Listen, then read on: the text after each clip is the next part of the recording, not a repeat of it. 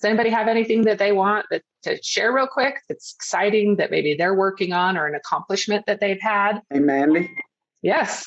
Hi, Gary. I'll announce 400 acres of a successful fiber growth. Texas, South Texas. So we have genetics for southern latitudes. Fabulous. That's great. Great news. And reminding you guys, share your contact information if you guys are looking to connect. If you do need help connecting, I'm happy to help move those relationships along. We are starting other small groups and actual working groups on some different projects. And so I'll share a little bit more about that later on. But I would love to invite you guys to continue to attend. Next week, we have 2 other meetings. We'll drop the links to the meetings in the chat so that you guys can get registered for those or see if there's something that you want to do. And other than that, James, I'll hand it over to you. I really appreciate you coming. I'm really excited about this topic. James has a lot of experience in the biochar. He's an overnight success, he says. 12 years. Yeah. 12-year overnight success, right? And I was actually really surprised, James. You know, carbon comes up all the time, and how connected you also are into the carbon market, both on the trade side and understanding the carbon credits. And so, yeah, I'd love maybe an intro and just kind of talk about what you're doing, and then we can open it up for some questions. Okay. Yeah. And I definitely appreciate the invitation, Mandy, to speak to the group. Also, if any of you people will be in Raleigh, I speak at the Southern Hemp Conference whenever it is, in a month or 2, whatever it is. So look forward to seeing you all there that go to that conference. But just give you a quick thumbnail. When I speak about biochar, I can only speak about our company. Okay. So if you Google biochar, you'll see there's over 1 million hits. Okay. And we're the only company that has the specific federal approvals that we do have. So the biochar, the biochar industry makes the hemp and cannabis industry look normal, if you can imagine. That's how dysfunctional this industry is. There's a lot of pretenders, a lot of shysters, and people selling ash, calling it biochar, so it is what it is. So I can only speak about ours. We have a lot of stuff going on. In fact, we put out a press release, or we didn't, our partner put out a press release. We announced a new site in Oroville this week. We got a permit to go to California. We're going to be using the charred trees from the Paradise area to make carbon out there. We've got sites going in all over the East Coast, Florida. I've got a site permitted going in North Carolina. We've got about 20 different locations we're going to be expanding to in the U.S. and international that we already have under contract. So what we do is we make a really high quality carbon. We're, according to the government labs, we're the only one that has both cation and anion exchange properties. We work a lot with large corporations for remediation, Superfund work. We do a lot in the hemp world. We've been at this a long time. I mean, we were making carbon before cannabis was legal in Colorado. So that's what put us on the map, was the cannabis and hemp people. They tried us out, especially around Pueblo. We've increased yields down there over 300% in those fields, with just about 2 to 3% of our carbon in the soil in the root zone. We're not a miracle worker. I don't care what you read from other people. What we do is we bind the nutrients. We bind the nutrients, and we hold almost 6 times our weight in water. So you work us a small amount into the root zone. And the reason we're getting these massive amounts of yield increases, that's just showing how much fertilizer washes out of the root zone after you apply it and irrigate. We bind it all up. We've got testing. We actually have a patent on binding the nutrients in a raw state because we bind them so well. But we have 17 patents on our technology. So we've been at this a long time. But so that's basically what drives the hemp yield growth, is the nutrients that are just washing out of the root zone, and we're keeping them there. And we've done testing, shows 120 inches of rinse with no release, but the char, we'll release it to the root through the cation exchange property. And you guys all know that. You know more science than I do on your hemp plant. We do increase the terpenes. We do increase, healthier plant gives you healthier readings, right? And healthier oils and stuff. So that's where we're at. But our product, I read these studies from university where they put boiler ash out there at 20 tons an acre or some crazy ass number, and then they wonder why they get weird results. Our recommendation is only like 2% by volume in the root zone with our carbon. It's very little. We're not going to affect your pH. We're not going to affect all that because you're not putting enough out there. But anyway, we also, I'm just trying to read, we're doing a lot of work right now with Native Americans, a lot of work. And we also have a program with the federal government that will reimburse people to put our carbon in the ground. So there's a lot of different avenues going on right now. And I could go a million different directions, but you might want to give me some guidance, Mandi, where you want me to go. Okay, so when I first met you, the part that I was the most intrigued by is understanding what makes biochar good biochar. And for those of you that are listening that understand now the buzz and the value, and they have seen maybe some results of good biochar, how would we know what makes it? What we do, our process, of course, is patented. We keep it at temperature for 8 to 10 hours in a vacuum environment. So the pyrolysis is literally a chemical reaction. It's like cracking in an oil refinery. So we're cracking all the tars and lignins and everything that's in the cellular structure of the wood. We're getting it out of the wood, and all that's left is carbon matrix. Where 1 tablespoon of our product has over 400 square meters of surface area, because that's basically the structure of the softwood. And we can use softwood, hardwood, it doesn't matter, bamboo, hemp itself. But our competitors, they just keep it at temperature. Many of them keep it at temperature, or they call it biochar when it goes through a gasifier or something like that, and it's only a temperature for a minute or so. So if you're comparing something that's been at temperature for a minute or so against something that's been at temperature for 8 to 10 hours, you can see where the difference in quality comes in. That's why we're the only carbon that's formally approved by the EPA for unrestricted use in the environment, because we can prove we're inert. We're not introducing anything else into the soil except the carbon. And the easy way, just the easiest way, is if you've got the biochar, and if it's not black and shiny, if it's dull, that's one sign. You want it black and shiny. You don't want it dull. If you put it in your hands, you rub it on your hands, and if you can't wash it off with water, run from it. It's pretty simple, because that means there's still stuff in it, tars and lignins and God knows what else. But that's the easiest test. If it's got an odor, run from it. Or if they're selling you pelletized biochar, run from it, because pure carbon can't be made into a pellet. That means there's something else in there that shouldn't be there. So those are the simple ones. Also, the one that really gets me going crazy is whenever they use something and they claim there's a lot of nitrogen in this biochar, there's a lot of this or that.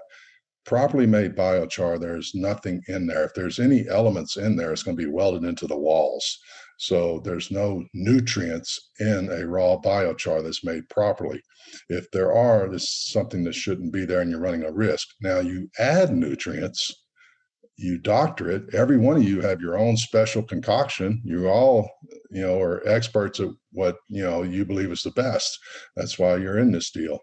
And I have yet to find anybody use the same formulation, for nutrients. But that's, you add the nutrients. If somebody's telling you this biochar, that biochar has a lot of N in it or whatever, it wasn't made properly. Let's just put it that way. Now, I'm not saying you can't use it, not saying it won't work.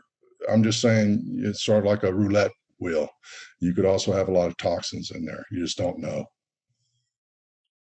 Hey, talk to me. Another thing that I was really amazed about when we were talking about cleanup for hot spots, and where, for those of you who don't know or are not very familiar with what it could be used for, or thinking outside of the box, where are you seeing a lot of applications, and where Well, right now we're working, that's why I'm really working a lot with Native Americans, because we've, as a society, 75% of our Superfund sites are on reservation land. I mean, we've really, I mean, not to get political, but we treated Indians like crap, and we've polluted their lands. And so anyway, we're working a lot of areas now on reservations, everything from mercury, lead, zinc, PCBs, dioxins, you name it, we can pick it up with the carbon. We're also approved by the Texas Railroad Commission because we have both the cation and anion exchange properties. We're also approved by the Texas Railroad Commission to clean frac water spills in the Permian. So in your hemp field, let's say you've got, you're trying to grow where somebody had put a bunch of atrazine or glyphosate, because glyphosate really doesn't evaporate, as we all know. It soaks in the soil. But we bind both the atrazines and the glyphosates so we could help you restore your land. I know the hemp is great for restoration. So in fact, one of the Superfund sites we're working with a Native American tribe, we're actually doing hemp and carbon. Hemp and the char. So we'll bind the really nasty stuff, and then they're using the hemp to come along and polish, in essence, polish. So there's a real openness in the people are understanding natural solutions have a role in today's world with the hemp and the carbon in restoration. And we work with the largest, and we're talking the largest companies. I work with the largest restoration companies, as well as mom and pops, but we've worked with all the majors.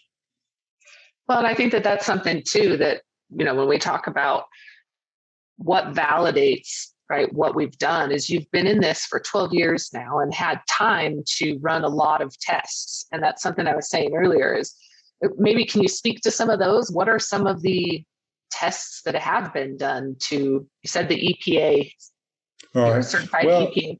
I mean, I'll give you one example. This one company, they tested us against all other carbons, and we were 5 times more effective at binding mercury. So then they worked us in, they had a lot of river that they had polluted with mercury. And this was all published, so I can speak to it. I just won't name the company. But, the question becomes, we're approved for in situ remediation. So what that means, they can work the carbon into the ground and then walk away. And we've got government reports that claim our carbon has a 17,000 year half-life. And you have to do testing to prove that you're not going to break through. So like this was a mercury deal. So they literally had to test and prove that it wouldn't break through over 10,000 years, that we would continue to bind stuff. But then the question becomes, all right, so you put it in the ground and we bound up all this stuff, then what the hell happens when a worm comes along and has the carbon in it, and a fish eats the worm or a bird eats the fish or whatever? So they ended up doing years of animal testing, and they were able to prove that the carbon bound the toxins through the digestive system of animals. And so then we were finally approved for in situ remediation. So this isn't something that somebody can come up one day and say, oh, I've got this and I can do that. No, it's years and years of testing and many millions of dollars. And, we've got personally, I've got $27 million in this damn thing. And, it's not an overnight deal, but you have to really want to believe in this and what we can do, because we do remove carbon from the air. We can restore soils. I mean, the promise of biochar, all the, little blurbs you see on the internet, they're true. It's just, you got to be careful and you got to do the right thing, because there's a lot of shysters out there. I mean, I've known of people I know off the top of my head over $1 billion worth of fundraising has been done in fraudulent ways. The 2 largest financial scams in the last 5 years that were in this industry, or 2, not the 2 largest, but 2 very large, that sucked a lot of freaking money out of this industry that could have been used in a proper way. And that's on the biochar side. God knows you guys know how much it's been sucked out of the hemp world. But anyway.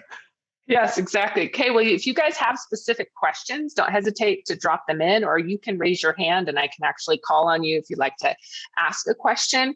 Otherwise, let me look at some of these. What about, there's a question about machinery used. I don't know if that's something you can share. All right, I'll speak to ours. All right, here's the thing.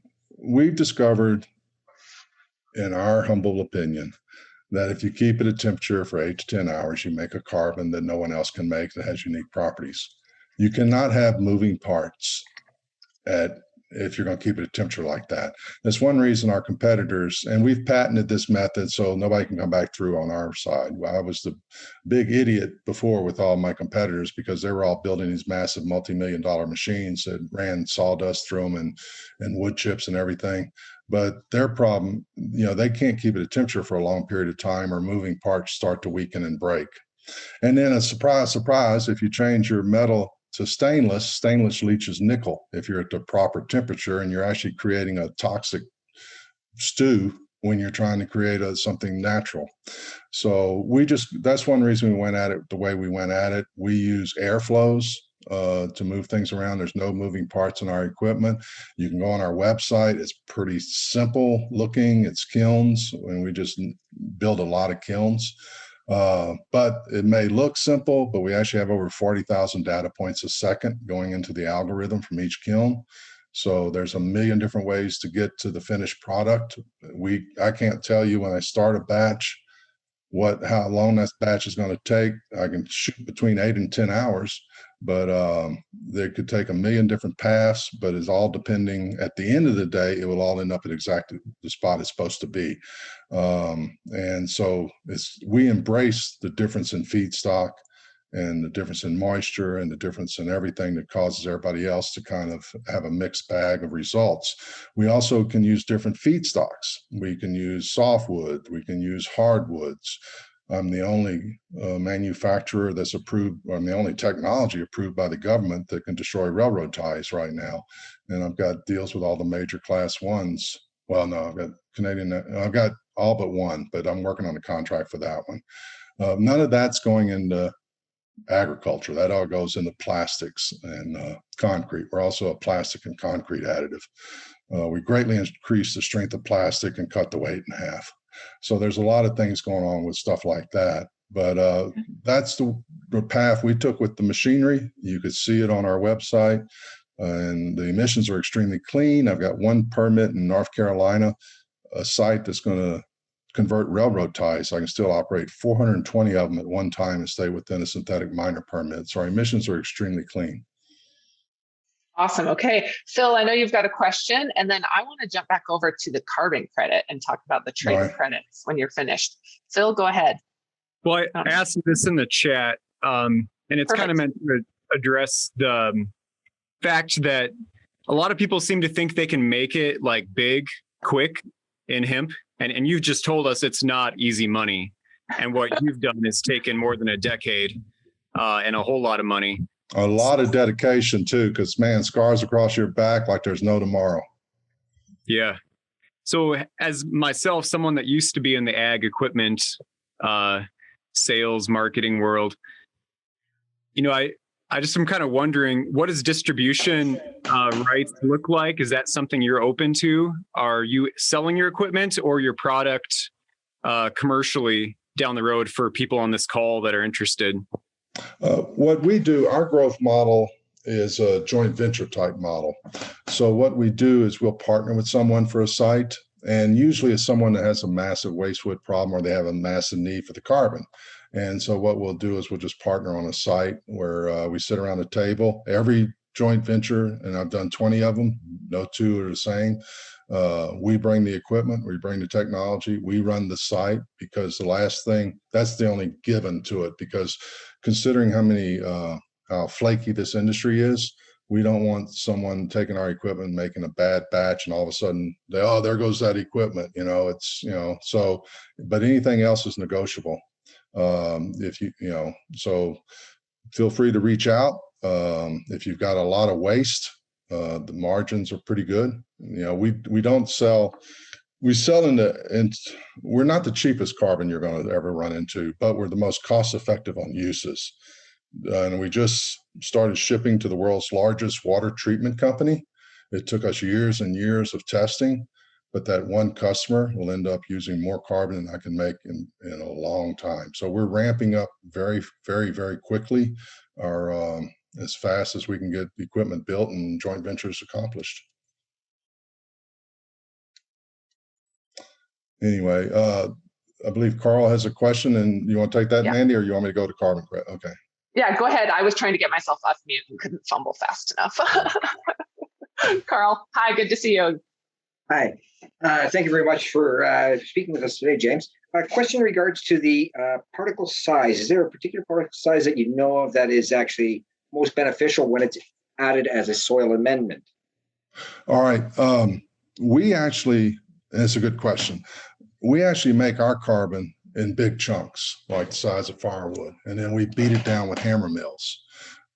So we end up with 4 different size fractions. And the reason we do that is because the answer to your question, it's all the same carbon, but you need to tell me what equipment you're using to deliver it to your field, and then I can match the carbon that goes through your equipment.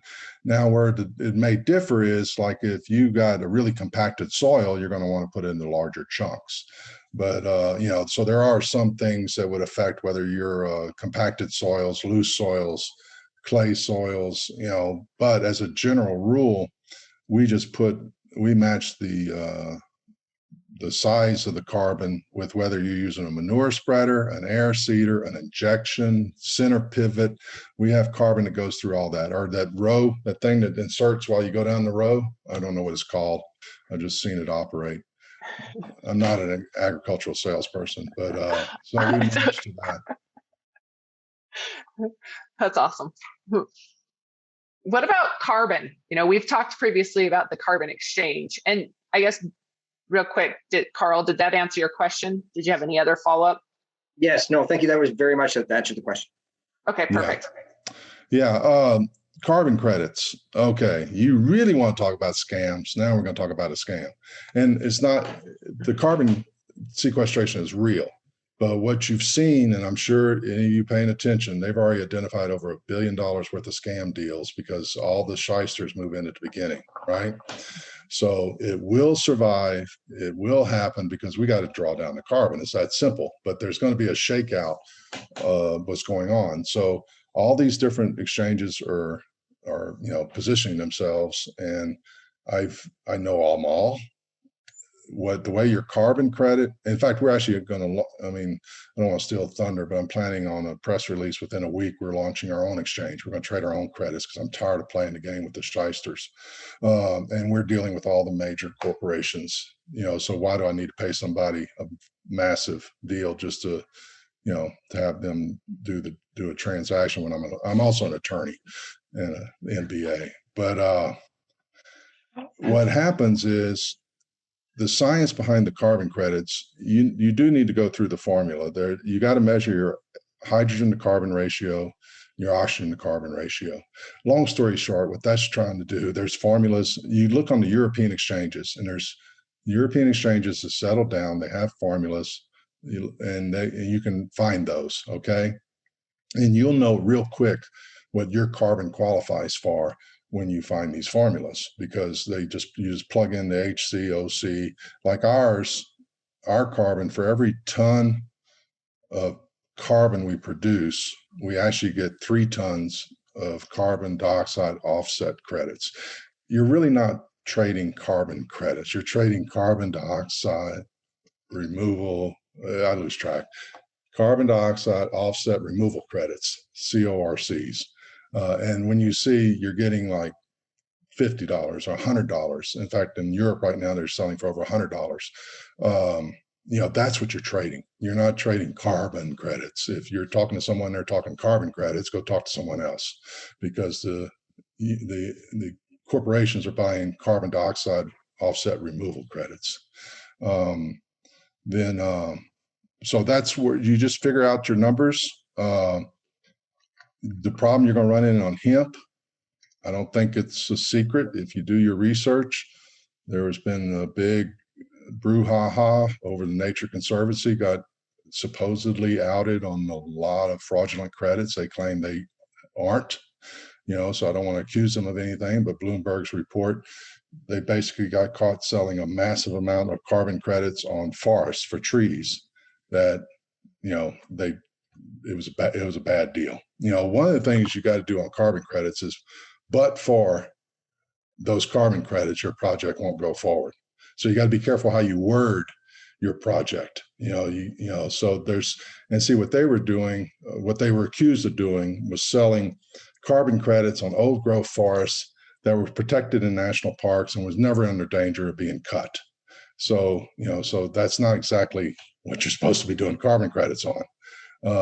But the problem is the fallout out of that in the financial markets is now, if you go to them with credits like with things that are grown and harvested, you've got to prove it's not getting burned up, and there's so many things you got to prove now that you didn't have to before. So there's a lot of legwork. It's not saying you can't get your credits done.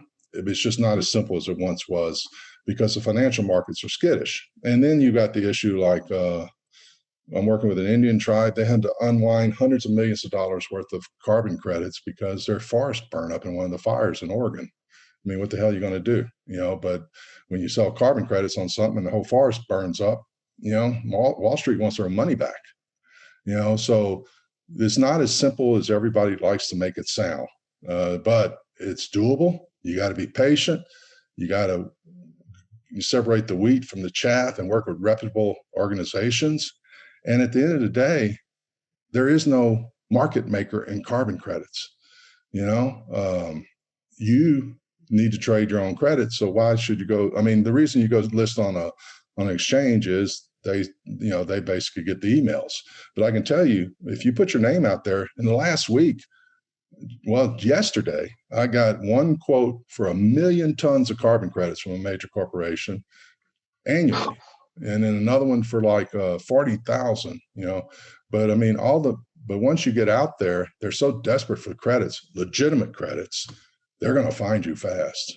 I mean, I don't know what else you want me to say, Mandi, but the hemp can be done. You just have to be careful and don't get caught up in that's a quick buck thing. Well, we'll open it up for a couple of questions. There's one that was just asked. Can you use carbon for chemical remediation? We kind of talked about that in the beginning. Yes. Big time. No, I right? mean, we bind up, like chemicals, anything with an E at the end, right? We bind it. So any hydrocarbon-based thing, our technology even makes windmill blades disappear, but that's a whole nother deal. It has nothing to do with biochar, so I won't go there. But, but yeah, we bind up chemicals. And now you have me, I'm listening about the windmill blades. The windmill blades, basically, there's no technology to dispose of windmill blades. They're already shutting down, the big ones. So they're made of glues, epoxies, resins, and fiberglass. And, our kiln can be operated at a temperature to where we break down all those chemicals. And the only thing, and it's a clean emissions, and the only thing that comes out, we don't melt the fiberglass. We keep it and we can harvest the fiberglass out of the kiln. And we're working with a major windmill blade company now to dispose of their windmill blades. But it's just another use of our technology. It has nothing to do with, we don't make biochar out of windmill blades. We just make chemicals, break them down to their elemental molecules. Gotcha. I hope that answered your question, Ahmed. If you have another one, feel free to unmute yourself if you want to jump in. I think what I was trying to say, Mandi, was that you can utilize carbon to selectively remove certain compounds, like color compounds. Like in dyes and stuff. Yes. Yes, for color remediation media, carbon is commonly used, and sometimes they activate it with acid. So I was wondering if you were selling that your media for acid activated carbon applications. We do sell to people who do post-treat it. We just we don't like to compete with our customers. So, but I mean, to give you an example, we do have patents filed on some post-treatments. One of our post-treatments makes our carbon 34 times more effective at water remediation than the largest selling activated carbon at about a third of the price. So there's a massive amount of research being done on post-treatment of carbon, but you have to start with a pure carbon.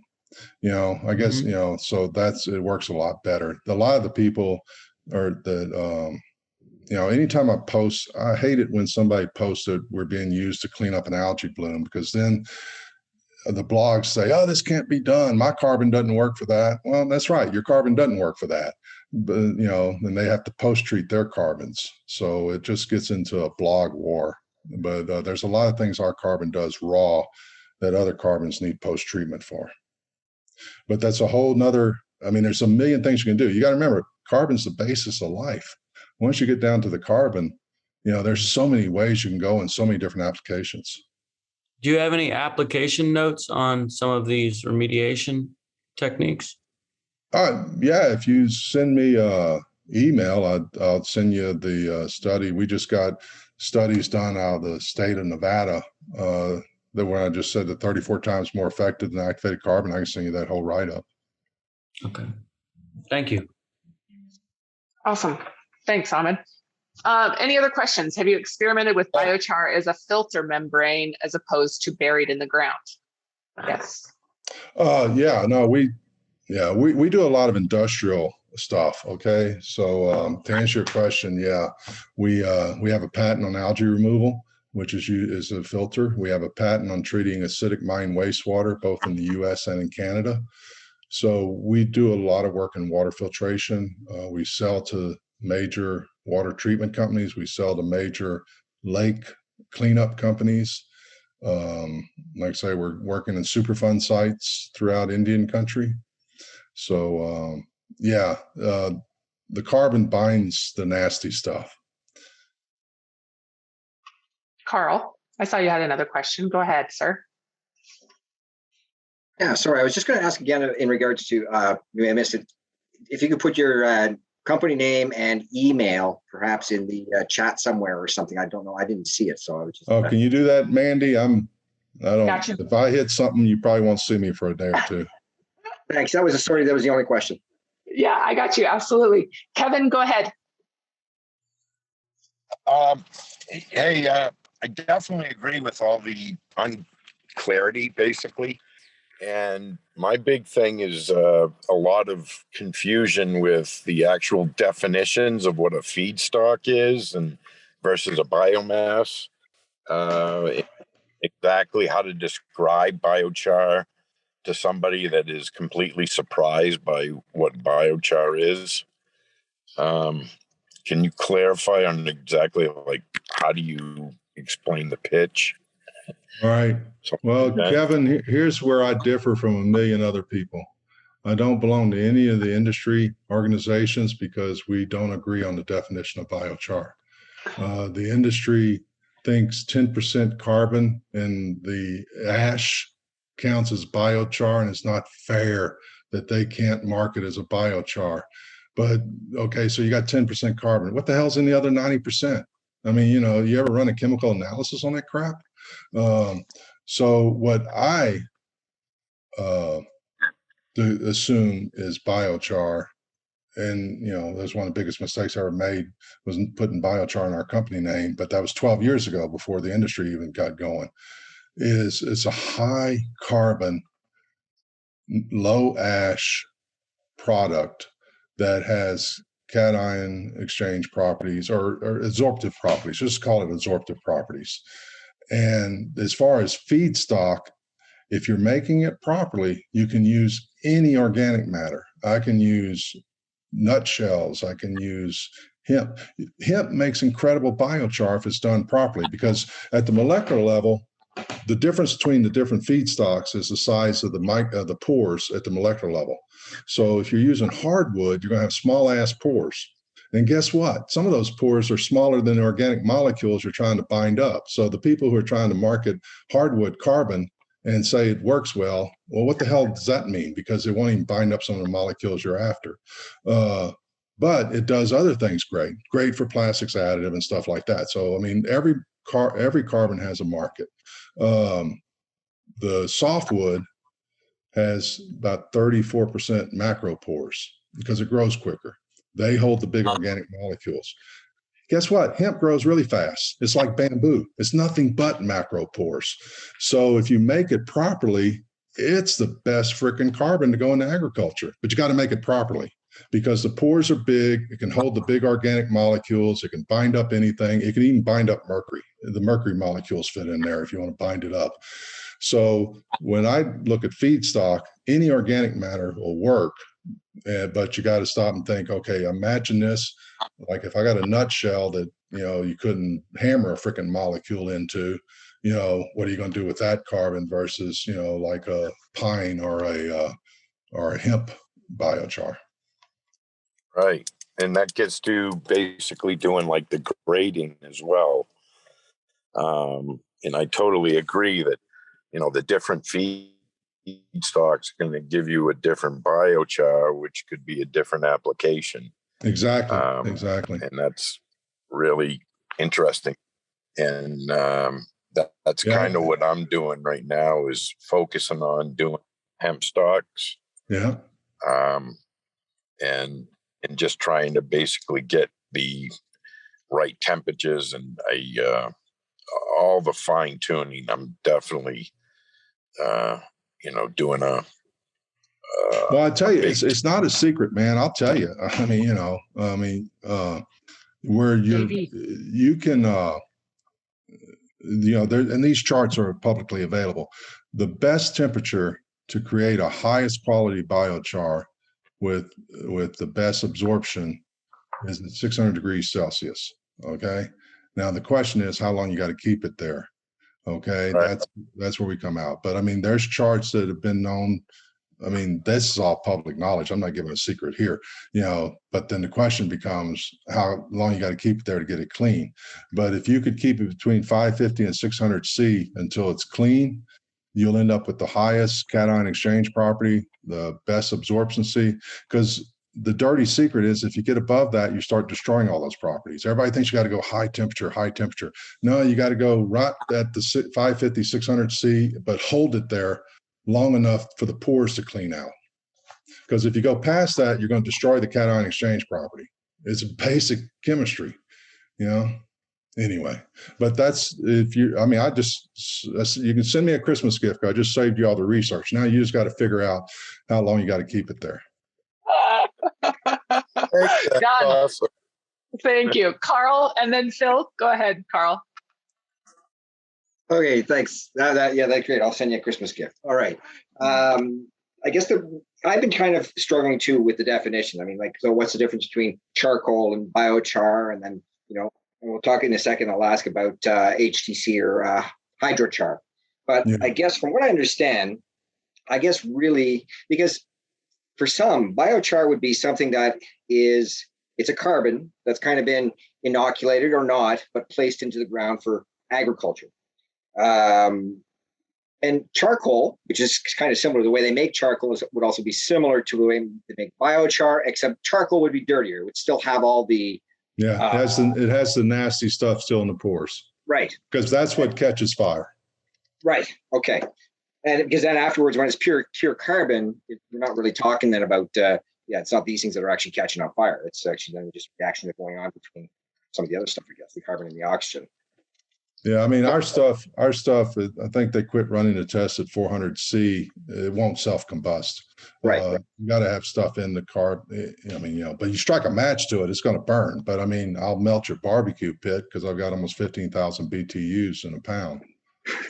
Okay, so this will lead me to the next question, because that brings some clarity, I guess, in regards to something in regards to biochar and charcoal. Now, how about there's another method, I guess, out there? I'm assuming you were talking about kilns and doing kind of a pyrolysis. Then there's HTC, which is hydrothermal carbonization, right?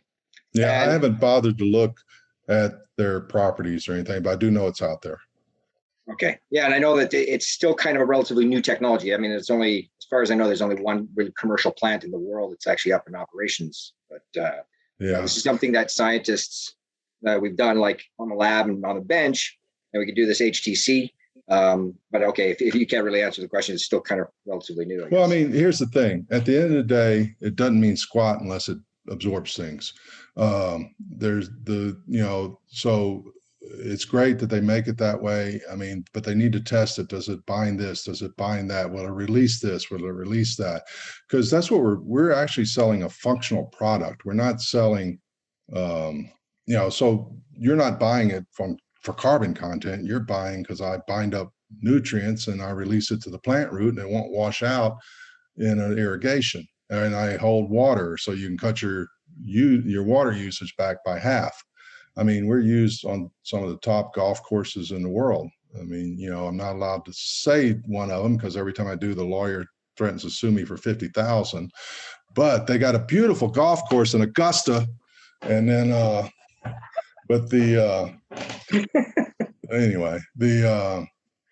so you're buying for use. You're buying for efficacy. And I would test that against the Hydrochar or any of the other carbons that they come out with. It's great that you made a carbon, but what does it do? And that's the same thing with my competitors. It's great that they make a biochar, but what does it do? And that's where we always win. My job is not a salesman to sell the carbon. My job is to make sure that I work with corporations that do testing and I get included in their testing. If I get included in their testing, I win. Phil, question. So I know you've really picked up a lot of our ears here and raised the value of biochar in our minds. And, maybe Jeff could answer some of this stuff too, but I'm wondering, what are some gaps? What are some aspects of the biochar or carbon credit future that you see being missed? Are you looking to see more people grow fast growing bamboo and get permits for that? Do you see more people needing, specialty logistics companies? Because it just seems like there's a lot of gaps in the hemp industry at this point. Well, I could tell you last week, I can't speak. I haven't been on the textiles calls or anything, but I'll just give you one example. I flew to California last week just to see a machine. A guy claimed he retrofitted a cotton gin to make hemp thread, and it works. I mean, I've worked with the Indians. Guess what? They feed hemp to the cows. They can't find enough cows because on the reservation they can do that, and they're getting over $3.50 a pound for the beef. So there's markets out there right now for industrial hemp that are very valuable. There's just a massive freaking disconnect between the growers and the actual people that are really doing something. And Mandi's doing a great service here by doing the networking and stuff. But I can tell you, I fly a lot and I go out there. I mean, I've seen enough garbage that I always like to know what's going on because, a lot of the major hemp companies are our customers. But I just saw this trip through the Central Valley in California, and what I'm, and on the Indian reservations, you can't grow enough hemp just for a few of the customers I know. But as far as carbon credits, the market is exploding. I mean, the deal. Before the election, and Trump helped us. I mean, Trump put out an executive order in support of our company. I play with all sides on politics. My company before this was transit buses, and I had to sell to both Democrats and Republicans, so I learned how to play both sides of the fence.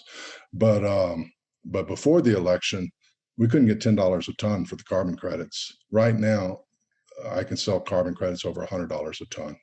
And I can tell you, I'm in discussions with most of the major oil companies. This is not going to go away. It may moderate some, but it's not a fad. When the American Petroleum Institute put out a press release a couple of weeks back, not a couple of weeks, couple of months. Time goes by fast when you're old like I am. They said they thought a carbon tax would be a good idea. Well, I guarantee you their membership didn't think that. So I've been getting calls from every major oil company and every independent trying to figure out a carbon strategy because they got blindsided. So it's just the carbon credit market. If you figure that out, it's worth your time. And just what I would suggest is that maybe some of you work together because you don't want to just reinvent the wheel every time. Does that answer your question? For the most part, it did. I was going to bring up real quick, because I know we're running short on time and other people have questions, but we kind of get hung up in just the term hemp sometimes, even in our own, interest in it. So how do we avoid getting caught in the weeds? How do you sometimes look past hemp? It doesn't sound like hemp was the first crop that you worked with. No. We have the same effects on strawberries, blueberries, lawns. I mean, we make things grow, and as far as in the ag world, where I tell you where everybody's, the industry evolved the way it did. It's just a damn shame everybody chased CBD and that crashed. People should have been more focused on industrial hemp. That's my own personal opinion. The markets are massive. They're proven. You got great strains out of, that have already been developed, and they just need to be adapted over here. But one thing about it, it took a lot of the fly-by-night guys out when CBD crashed, so that's one benefit. What I would do as a hemp, I would definitely stay open-minded. Don't get caught up in hemp creep versus this or that or the other thing. You got to be open. There's so many avenues to get rid of your crop right now. But anyway, I don't know if that answered your question, but I'm as an outside person looking in, I mean, these guys can't get enough to feed their cows. These guys can't get enough to make the thread. The Chinese said you got to spend $300 million to make a hemp, factory for thread. This guy did it for old equipment in less than $100,000. So innovation at the end of the day will take care of these issues. But I'll tell you, now with the new seeds, you can grow crops in 70 to 90 days, and you can make multiple turns a year.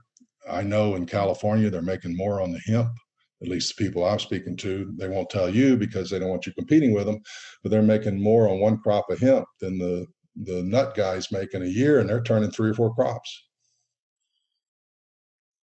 That's good news. That's refreshing to hear. I know.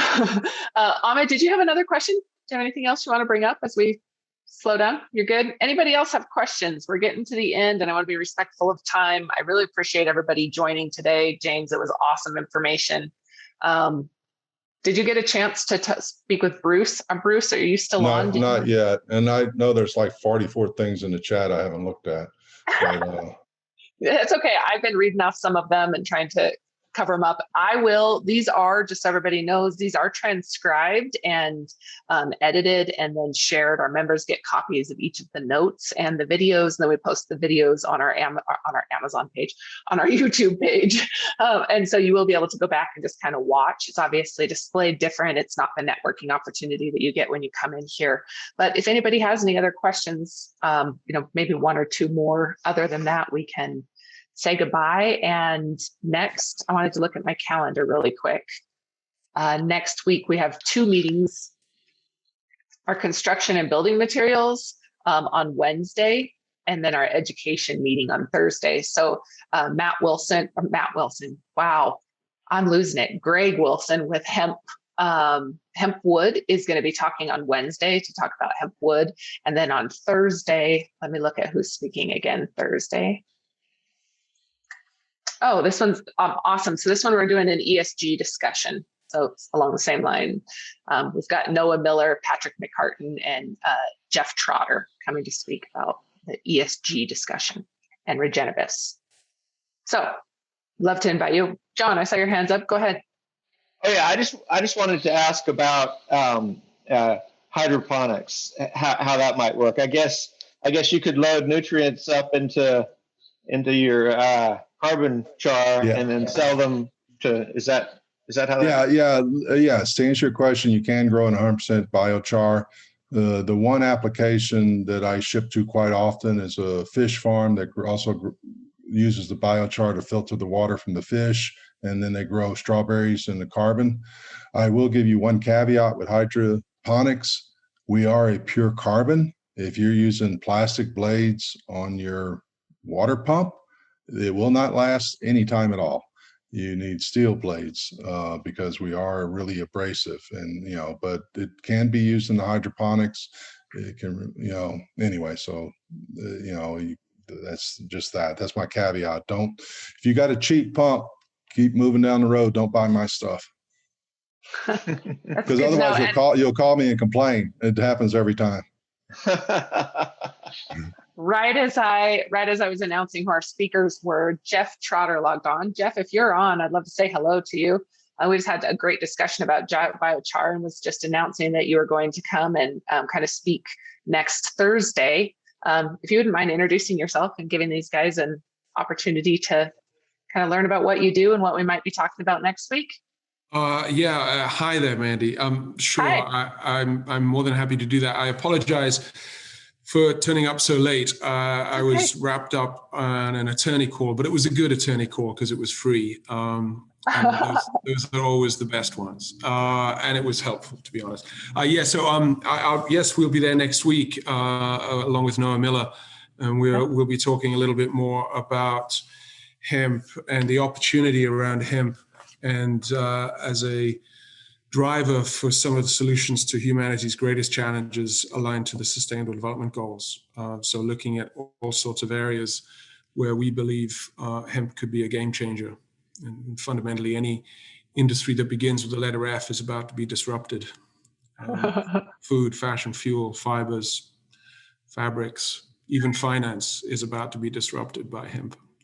So we're very, very excited to be able to sort of talk a little bit more about that and frame it also under the work that we're doing, both Patrick and I at Regenibus and Noah, that we're doing around environmental social governance implementations within cannabis companies. So getting cannabis companies to think that there's more than just an economic upside, there's a social impact and an environmental impact. And if you get that right, you'll be on the right side of history, and we'll all be better placed for it.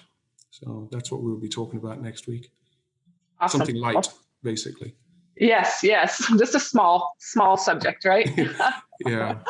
Okay, well, awesome. One last question, James, before we wrap up. Any final thoughts on your pure biochar and research around global warming and climate change? Well, no, just that we do remove carbon from the air. We do have a scalable technology that could take out gigatons a year. We are scaling to that, but Elon will not write me a check. Although rumors are his mother is launching a crypto coin based on the carbon. But it's everybody has a role, but our technology does take carbon out of the air, because if you leave it in the woods, it rots, goes back in the air. We lock all the carbon up for over over 40,000 years. But so it just takes it out of the atmosphere. And, so that's what we do, but that's a side benefit. I mean, you get all the other benefits while you're also saving the world, right? Right. That's why I'm an 12-year overnight success, because of all these topics. The carbon sequestration is what pushed us over the edge. And then we also presented Earth Day globally after the Pope on regenerative ag. So we're recognized, our carbon is recognized as important to the regenerative agriculture movement. So we're getting the recognition now. We just gotta, keep pushing. There's one other question. I don't know if you've got to go. We've got just a couple minutes. Do you inoculate biochar with fungi and bacteria? You can. I don't, because, that's what our customers do. We sell to one company that grows mycelium packaging, and the biochar will help accelerate that. But yes, you definitely, that's one of the things you would do, is inoculate it with the nutrients, inoculate it with your microbes, inoculate it with mycelium. There's companies that built their business on buying our carbon and then selling you their inoculated stuff. Awesome. And given that our carbon is free of everything else, you can target your microbes. It's not like some of these other carriers that come embedded with crap that just came along for the ride. So if you've got a microbe that you specifically want to work on your plant, I mean, I've got a letter from a $7 billion microbe company says we're the best carrier they ever found, because we don't carry the legacy crap along with us like a peat would or something like that. Okay, any other questions? You know, James, I can keep talking, and I'm excited to see you at the Southern Hemp Expo. Anybody else that's going, I'd love to see you guys there. We'll definitely have to get together. And for those of you that don't know me, I'll just give a last time I showed up at an expo. You all see me sitting down. I'm 6'2", and so when you walk up to me, just remember. I had to stand up tall next to her because I'm 6'2.5". I'm used to stooping, but I had to stand up tall next to her to look her in the eye. And Drew knows there were a couple of people that would walk up and they were like, whoa, you know, it's totally different when you're sitting on the computer. But I would love to see you guys. I'd love to get together. I encourage you guys to attend. And so thank you very much, James. If you need anything, don't hesitate to holler. Please reach out, especially about our X Prize competition. I'm excited about that. If anybody else has any other questions, let me know. Yes, I do. I have a question. Yeah.